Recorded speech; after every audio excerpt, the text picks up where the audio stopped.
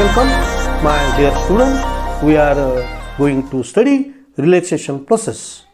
The exchange of energy between radio waves and spinning nuclei involves the transition of nuclei from lower energy state to higher energy state and vice versa.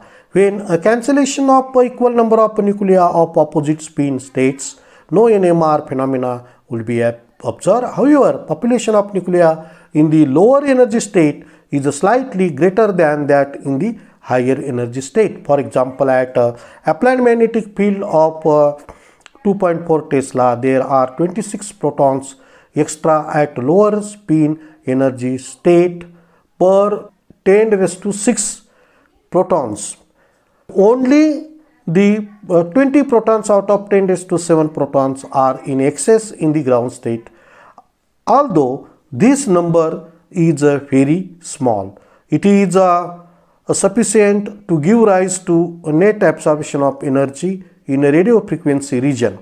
In the absence of these protons in the lower energy state, there would be no resonance phenomena. When the proton number in the 2 energy state becomes equal, the transfer and absorption will not take place. Only these protons will absorb radiation and go to the higher energy state. Excited nuclei have a finite life, hence the nucleus in the high energy state can lose the excess energy to its environment and then returns to its lower energy state, ground state. This mechanism is called relaxations. If the nuclei do not return to the ground state, the higher energy levels will become saturated. Saturated state means in both the energy levels have the same number of nuclei. At this stage, the absorption of radio frequency radiation and preferring of nuclei stops, and hence nuclei will no longer exhibit NMR. The absorption of energy and the transfer of protons will not be possible. This can be avoided by the occurrence of relaxation process. As a result of relaxation process, a nucleus in the higher energy level undergoes a radiation-less transition to lower energy level. This slight excess of nuclei is always maintained in the low energy level. This can happen in 2 ways. The excited nucleus will have definite lifetime and it can come to a ground state after some time. Then the ratio of the excited nuclei to the total number is fixed at a given temperature and it is decided by the Boltzmann distribution law. This ratio cannot be exceed unity and thus the excess energy possessed by the nuclei must be given up. The energy difference between the ground state and the excited state is very small, of the order of 10 raised to minus 26 joule. The calculated ratio based on Maxwell-Boltzmann distribution law is 0.999898. This process is known as relaxation process. It is defined as a different type of radiation-less transition by which nucleus in the upper spin state returns to the lower spin state.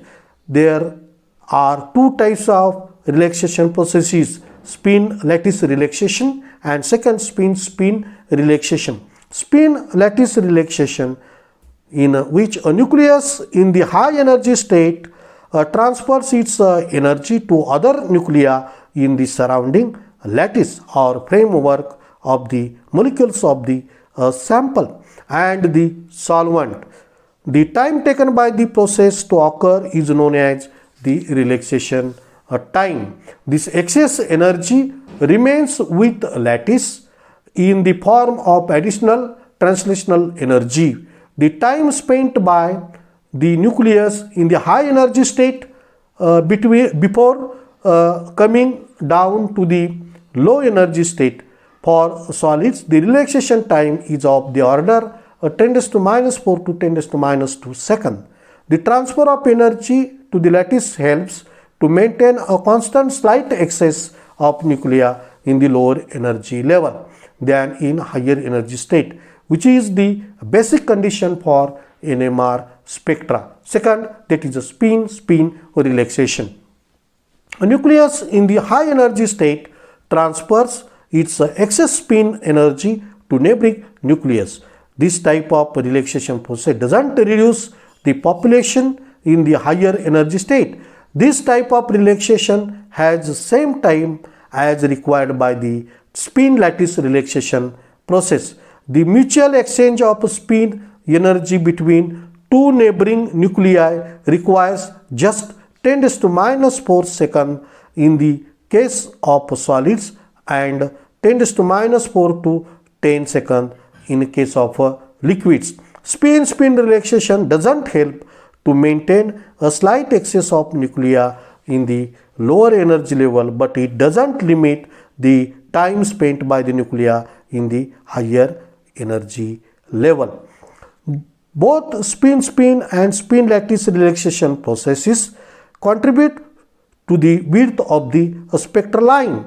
The natural width of spectral line is inversely proportional to the average time the system, that is the nucleus, spends in excited state.